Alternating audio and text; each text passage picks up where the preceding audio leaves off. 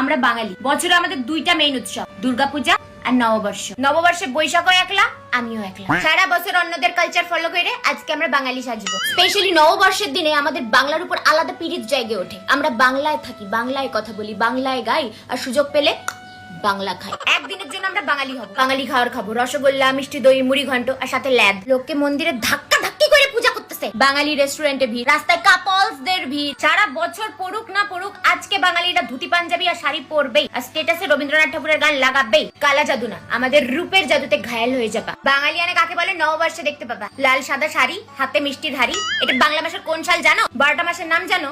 Bangla calendar দেখো, অমাবস্যা, পূর্ণিমা, একাদশী ছাড়া তো বাংলা ক্যালেন্ডারের কথা মনে পড়ে না। আজকে যদি তোমার হাতে ফুল পঞ্জিকা, মিষ্টির হাড়ি আর ক্যালেন্ডার না থাকে, ওহে তুমি বাঙালি নও। আমাদের একটা ছুতা লাগে, অকেশন চাই গেলার জন্য। আজকে খাবো দাবো ফুর্তি করবো ব্যাস। অনেকে আবার বলবে হ্যাপি বাংলা নিউ ইয়ার, ওরা এটা নববর্ষ, ইংরেজের নাতি। আজকেই এমন একটা দিন যেদিন প্রীতি আর শুভকে সব থেকে বেশি মনে করা হয়। শোনো, এত শুভেচ্ছা টুভেচ্ছা আমার চাই না, দরকার পড়লে বাড়িতে মিষ্টির হাড়ি পাঠিয়ে দিবা। নিউ ইয়ারের শুভেচ্ছা গুলোই এখনো কাজে আসে না। যে পরিমাণ উইশ আমি পাই না, তার 1% যদি আমার কাজে আসতো, তাহলে এতদিনে দোতলা বাড়ি বানায় ফেলতাম।